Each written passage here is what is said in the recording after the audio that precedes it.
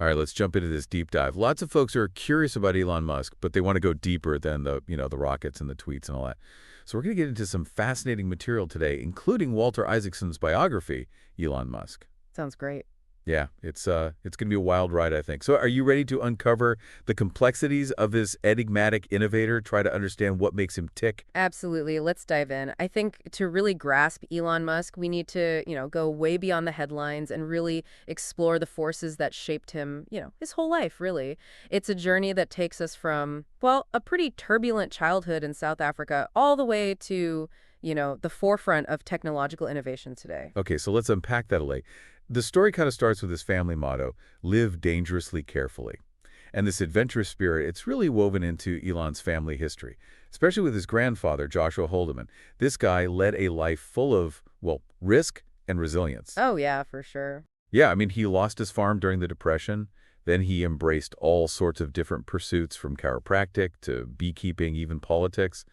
And then there's the whole thing about his family traveling the world in their own plane.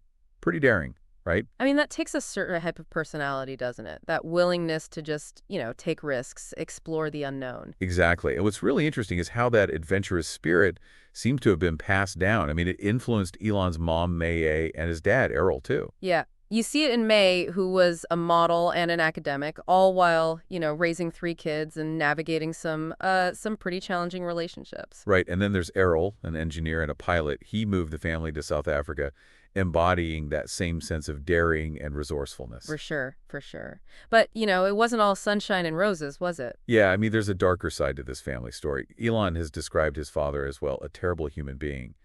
And the biography reveals some pretty unsettling behavior from Errol that Elon witnessed, especially when he was living with him. Oh, wow. I mean, that kind of volatile family dynamic, it must have left its mark, it shapes you. It really does. And it's easy to see how a child raised in that kind of environment, how they might, develop a strong drive to escape, to create something better for themselves, for the world even. Absolutely. And that's what Elon did. At just 17, he left South Africa. This burning desire to make him a mark on the world, especially in technology, was pushing him forward. Wow, 17. To leave everything behind at that age must have been a difficult decision. And his early life wasn't easy, was it? No, not exactly. I mean, he faced the classic immigrant struggles in Canada, even lost his luggage at one point, imagine that, took on whatever jobs he could find, all while holding on to these enormous dreams. Yeah, this period really highlights his resilience, his determination. He just didn't let those setbacks stop him. He enrolled at Queen's University in Ontario and later transferred to the University of Pennsylvania, where he got degrees in economics and physics. So even in those early years, you see this incredible ambition combined with that fascination with technology. And what's really interesting? Hearing about how his time at Queen's was such a shift from his lonely childhood. He actually became known for his intelligence and ambition, even gained some popularity. Quite a contrast, right? Yeah, total contrast. That makes you think maybe there was this deep-seated desire for connection, for recognition, maybe because of that isolation he felt as a kid. It's a fascinating thought, and this is also where his entrepreneurial spirit really starts to take shape, leading him to co-found Zip2. That was an online city guide, kind of a precursor to platforms like Yelp. Wow, talk about foresight. Right. He saw the potential of the internet before most people even know what it was. And then the success of Zip2, it was eventually acquired for over $300 million. That really solidified his belief in himself and his abilities. It set the stage for even bigger things to come. But it's never a straight line to success, is it? Definitely not. And his journey definitely had its share of twists and turns.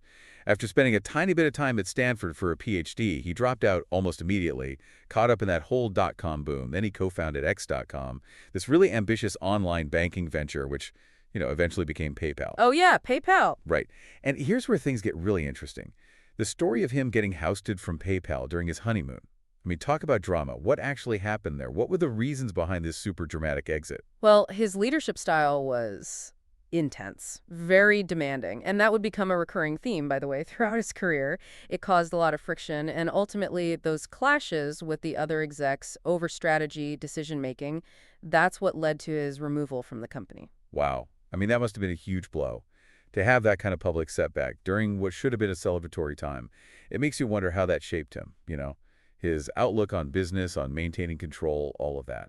It was a defining moment for sure. It forced him to reevaluate his approach, and my guess is it probably fueled his determination to lead his future ventures, well, with a much tighter grip. And this brings us to his fascination with space. Yeah, that's a whole other level of ambition, his sights set on the cosmos. Exactly. So we're back diving deeper into the world of Elon Musk.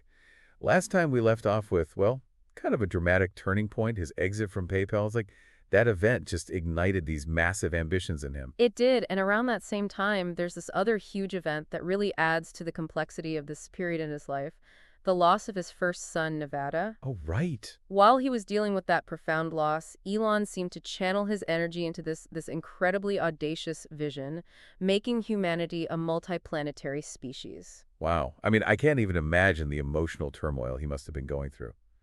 It does seem like, in a way, he sought solace in his work, pushing himself into these ventures that, I don't know, aim to push the limits of what humans can achieve. Yeah, and that drive led him to found SpaceX in 2002 with this incredibly ambitious goal of, well, colonizing Mars. Colonizing Mars. I mean, it sounds like science fiction. Right, but he was driven by this belief that we need a backup plan, just in case something catastrophic happens to Earth. He was imagining a future where humanity could not just survive, but actually thrive beyond our planet. It's definitely a vision that captures the imagination. But while SpaceX was getting off the ground, he also made this major move into the automotive world with Tesla Motors. What sparked that interest in electric vehicles? Well, Elon saw electric vehicles as essential, a crucial step towards a sustainable future. He was convinced that our reliance on fossil fuels, it just wasn't going to work long term. And that electric cars, they could offer this cleaner, more efficient alternative. So his initial investment in Tesla, that was the beginning of another wild ride, full of ups and downs. And wasn't the development of the Tesla Roadster, their first car, a real test for him? I mean, they faced so many hurdles, both technical and financial. The company almost went under, didn't it? It was a constant battle. The Roadster, yeah, it was groundbreaking for electric car technology, but it had all these production delays, performance issues, and Elon's hardcore work ethic, inspiring to some, for sure, but it also created this incredibly high-pressure environment. A lot of employees burned out it. It seems like that demanding leadership style, it's been a pattern throughout her career, pushing everyone around him to the limit, demanding these insane hours and constant innovation. I don't know, it's a mixed bag, isn't it? It produces these incredible breakthroughs, but at what cost? Yeah, it's a good point, a real double-edged sword.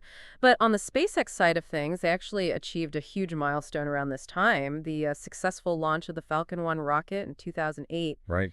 That was a turning point for the company. It proved that a private company, they could actually reach for the stars, literally. I love that. Reaching for the stars. And while SpaceX was doing that, Tesla was fighting for its life.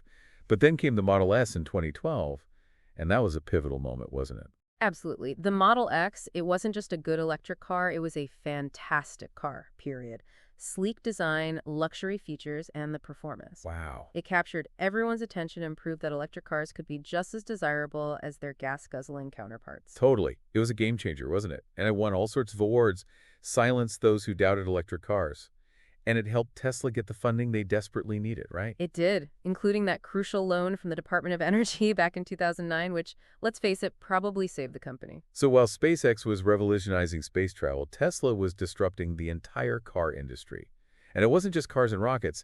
Elon was also heavily involved in Solar City, the solar panel company. Right, founded by his cousins? Yeah, his cousins. And that eventually led to Tesla acquiring Solar City in 2016. His vision was expanding. It went beyond just individual companies. He was building this whole interconnected ecosystem of sustainable technologies, electric cars, solar energy, space exploration. It was like he envisioned this future where all these companies would work together to solve, well, humanity's biggest challenges. And it's around this time that his image as a global icon really takes hold. He's not just an entrepreneur anymore.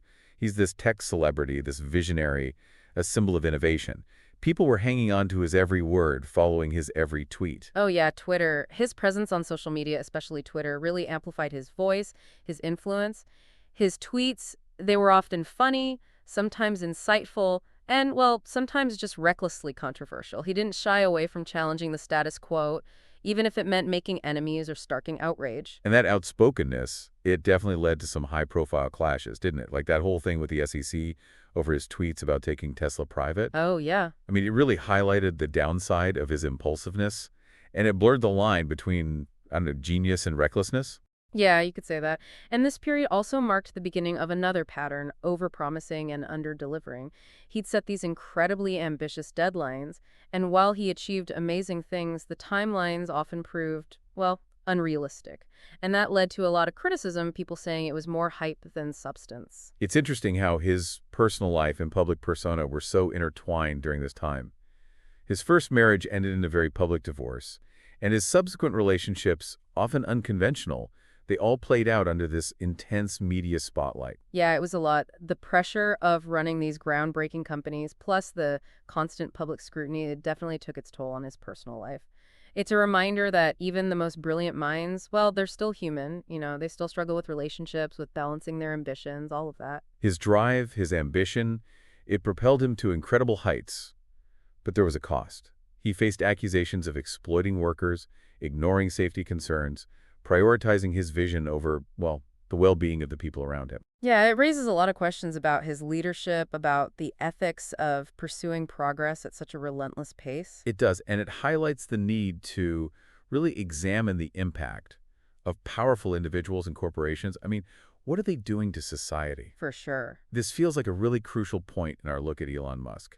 We've seen the highs and the lows, the visionary ideas, the controversies, and as we head into the last part of our deep dive, we're going to explore his latest ventures, the whole Twitter takeover, and the ongoing debate about his impact on the world. It's going to be fascinating. The story of Elon Musk, it's definitely not over. He's still pushing boundaries, sparking debate, challenging our assumptions about, well, about everything. Okay, welcome back to our deep dive into the mind of Elon Musk. We've seen him go from, well, a kid facing some tough times to this absolute tech giant.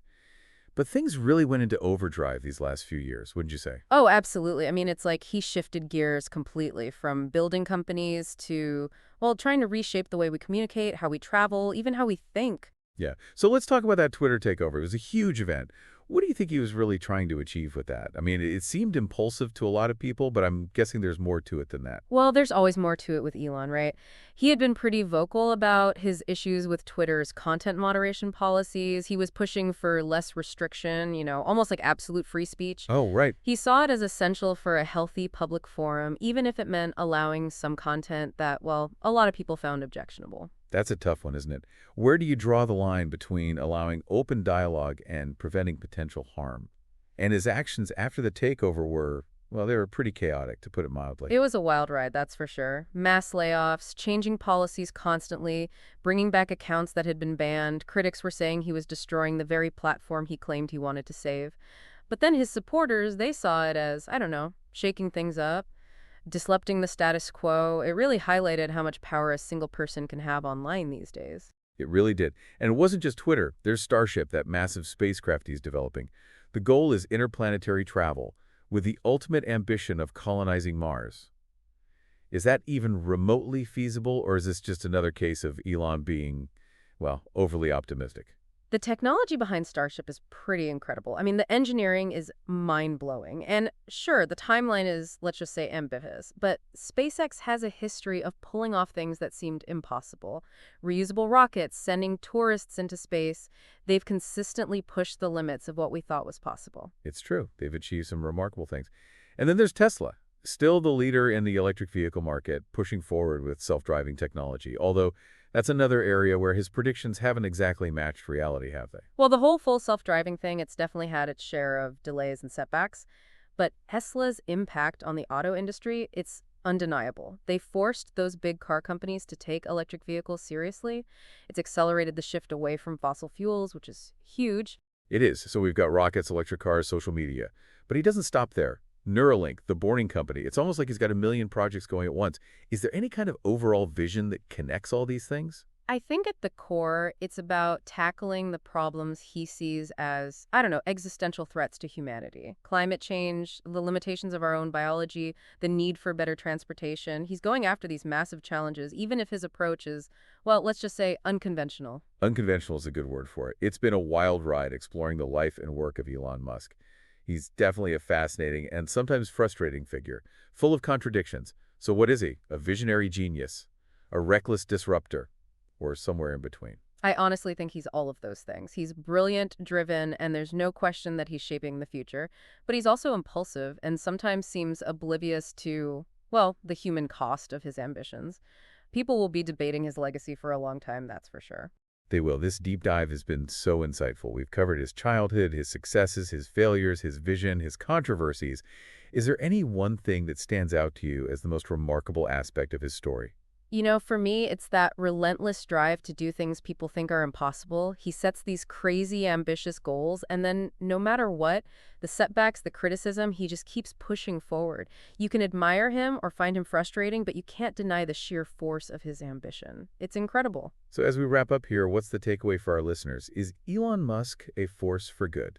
A cautionary tale? Something else entirely? Well, that's for each person to decide, but I hope our deep dive gave everyone a better understanding of this complex and enigmatic figure, and maybe raise some important questions about technology, ambition, leadership, and how those things shape our world. It definitely has. Thanks for joining us on this exploration of Elon Musk. It's been a fascinating journey, and I can't wait to see what he does next. Until next time, keep exploring.